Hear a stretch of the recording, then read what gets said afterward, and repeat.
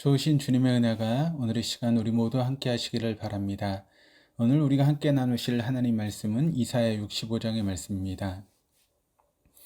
이사야 65장과 66장은 메시아가 궁극적으로 이루게 될 새하늘과 새 땅에 관한 것입니다.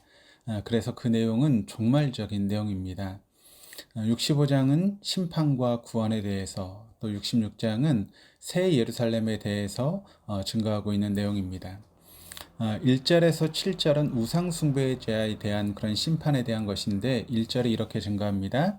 나는 나를 구하지 아니하던 자에게 물음을 받았으며 나를 찾지 아니하던 자에게 찾아냄이 되었으며 내 이름을 부르지 아니하던 나라에 내가 여기 있노라 내가 여기 있노라 하였노라. 마치 이 부분에 어떤 제목을 붙인다면 인간에게 비시는 하나님 같습니다. 하나님이 인간에게 이렇게 사실 매달리실 이유가 없죠. 또 우리 인간에게 비실 이유도 없습니다. 오히려 인간이 하나님께 이렇게, 아니 이것과 비교할 수 없을 정도로 처절하게 하나님께 빌어야 되는 그런 존재입니다. 그런데 여러분, 이와 비슷한 일들이 사실은 우리의 가정 가운데도 일어나는데, 사실 가정에서 부모가 자녀들에게 빌어야 될 이유가 없습니다. 어린 자녀들에게 제발 밥을 먹으라고 빌고, 좀 더 큰 자녀에게는 제발 공부하라고 빕니다. 사실 밥을 먹지 않고 공부하지 않으면 자녀들의 손해죠. 그럼에도 바른 부모는 그 손해가 마치 자기 손해인 것처럼 노심초사합니다. 자기를 낳았기 때문이고 사랑하기 때문입니다. 하나님께서도 우리에게 비시는 것은 하나님께서 우리를 창조하시고 사랑하시기 때문입니다. 뿐만 아니라 2절에는 하나님께서 하루 종일 팔을 벌리고 엉뚱한 길, 죄악의 길로 가는 백성들을 부르셨다라고 합니다.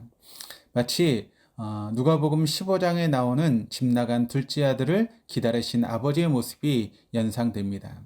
그럼에도 이스라엘 백성들은 여러 나라들에서 수입한 우상숭배들, 동산제사도 여러 가지 그런 우상을 섬기는 일들을 통해서 하나님을 분노하게 만들었습니다.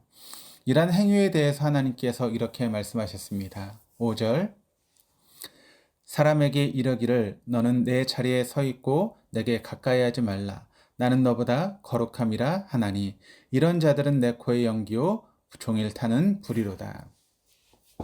이런 사람들에 대해서 하나님께서는 우리의 용어를 빌어 표현하면 인간관계를 끊자 하십니다. 분노가 끝까지 치밀어 올라 이성을 잃을 지경이 되었다는 것입니다. 좀 속된 말로, 우리말로 이야기를 하면 뚜껑이 열렸다라고 하는 그런 말을 하는데 바로 그런 표현입니다. 그래서 히브리어 표현에서 화가 끝까지 났다라고 하는 그런 표현은 코에 불났다라고 하는 그런 표현을 히브리 사람들이 사용합니다. 그래서 본문에 우상 숭배하는 사람을 보고 하나님께서 당신의 코에 하루 종일 불이 났다라고 하십니다. 치밀어 오르는 분노를 식히지 못한다라고 하는 그런 의미가 되는 것이죠. 6절 7절 말씀을 보시면 보라, 이것이 내 앞에 기록되었으니 내가 잠잠하지 아니하고 반드시 보응하되 그들의 품에 보응하리라. 너희의 죄악과 너희 조상들의 죄악은 한 가지니 그들이 산 위에서 분향하며 작은 산 위에서 나를 능욕하였습니다. 그러므로 내가 먼저 그들의 행위를 헤아리고 그들의 품에 보응하리라. 여호와가 말하였느니라. 이스라엘 백성들의 행실이 다 기록되어 있다라고 합니다. 기록되어 있지 않다 할지라도 하나님께서 모르시지 않습니다. 그럼에도 기록이 되어 있다라고 말씀하시는 것은 하나님께서 그것에 대해서 침묵하지 않고 반드시 심판하시겠다라고 하는 의미입니다. 그리고 당시 이스라엘 백성들의 죄와 조상들의 죄가 똑같은데 그것이 산에서 분향하는 것, 즉 우상숭배라고 말씀하십니다. 인간의 하나님을 향한 궁극적인 죄는 우상숭배입니다. 인간은 하나님을 섬기지 않으면 하나님의 대용품을 섬기는 존재입니다. 하나님의 대용품에 가장 대표적인 것이 있다면 자기 자신과 물질로 표현되는 세속적인 가치관입니다. 8절에서 16절은 멸망받을 자의 정죄와 구원받을 자의 위로가 대조적으로 표현이 되고 있는데 10절, 11절에 이렇게 증거합니다. 샤론은 양떼 우리가 되게 했고 아굴 골짜기는 솥대가 눕는 곳이 되어 나를 찾은 내 백성의 소유가 되려니와 오직 나 여호와를 버리며 나의 성산을 잊고 갓에게 상을 베풀며 문희에게 섞은 술을 가득히 붓는 너희여. 샤론은 팔레스타인 서부에 있는 비옥한 평야이고 아골 골짜기는 아간이 처형된 곳인데 대대로 적막한 곳입니다. 그래서 평야는 당연하게 양떼의 목초지가 되고 목초지가 아니었던 곳마저도 소들을 위한 풀밭이 되게 하시겠다라고 합니다. 이것은 하나님을 섬기는 사람들을 위한 하나님께서 정하신 몫입니다. 반면에 하나님을 섬기지 않는 사람들에 대해서 분노하고 계시는데 갓은 운수신이고 문희는 운명신입니다. 결국 사람들이 비는 것은 딱 두 가지 동과 무병장수입니다.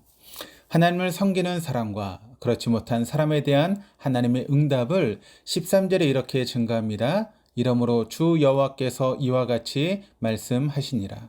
보라 나의 종들은 먹을 것이로되 너희는 줄일 것이니라. 보라 나의 종들은 마실 것이로되 너희는 갈할 것이니라. 보라 나의 종들은 기뻐할 것이로되 너희는 수치를 당할 것이니라.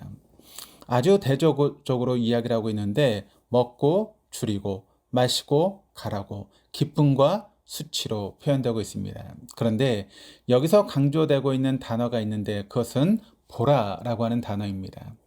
사실 이 단어는 없어도 내용을 이해하는 데 있어서 전혀 상관이 없습니다. 또 있어야 한다면 앞절에 한 번만 나오면 충분히 이해가 될 수 있는 그런 부분인데 그런데 3번이나 나와 있습니다. 뿐만 아니라 65장 전체를 보면 7번이나 보라라고 하는 단어가 나오고 있습니다. 그것은 하나님께서 정말로 그렇게 하시겠다라고 하는 강한 의지의 표현입니다. 인간의 용어를 우리가 빌려서 이야기를 한다면 두고 봐라라고 하는 그런 이야기죠. 우리가 인간 사이에서 두고 봐라라고 하는 그런 이야기를 하죠. 그런데 인간은 여러분 그와 같은 이야기로 끝나버릴 때가 많습니다. 인간의 한계를 가진 존재이기 때문에 그렇습니다. 그러나 하나님은 그렇지 않습니다.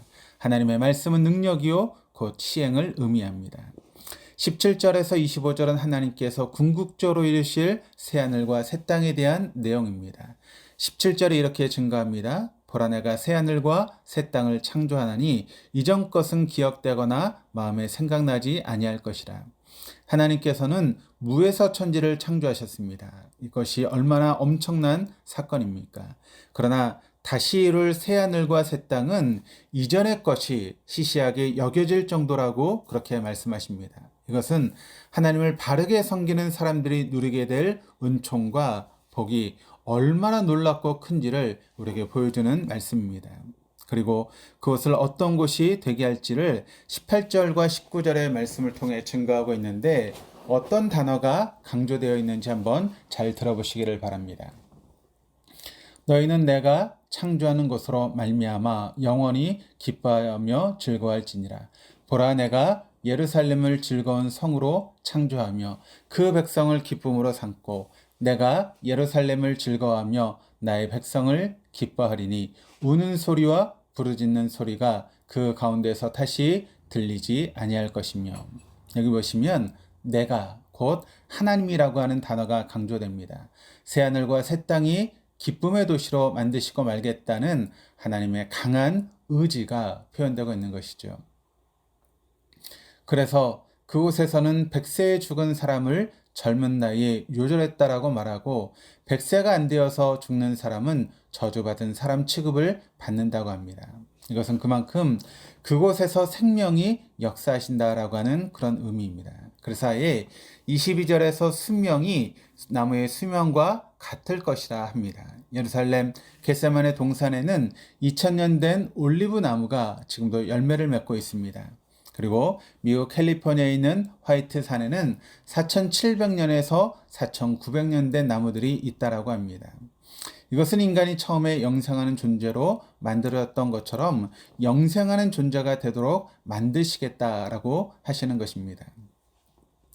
하나님께서 인간들을 정말 이렇게 대해주시는 분이시라면 우리가 하나님을 등져 있지 않고 하나님을 향해 있는 것이 얼마나 큰 은총입니까? 또한 우리의 실력으로만 살아가게 하지 않으시고 우리를 신뢰하지 않고 하나님을 신뢰하도록 인도하시는 하나님의 역사하심은 얼마나 크신지요. 오늘도 그 하나님을 신뢰함으로 우리의 삶을 하나님의 다스림의 나라로 만들어가는 복된 한 날 되어줄 수 있기를 주님의 이름으로 축원합니다. 기도하시겠습니다. 하나님 아버지, 우리들은 본질적으로 자기 욕망, 이기심이라는 우상과 세속적인 가치관이라는 우상을 섬기는 자들이었습니다. 그럼에도 우리들을 그냥 내버려 두지 않으시고 하나님을 섬기는 자리까지 인도해 주셔서 감사합니다.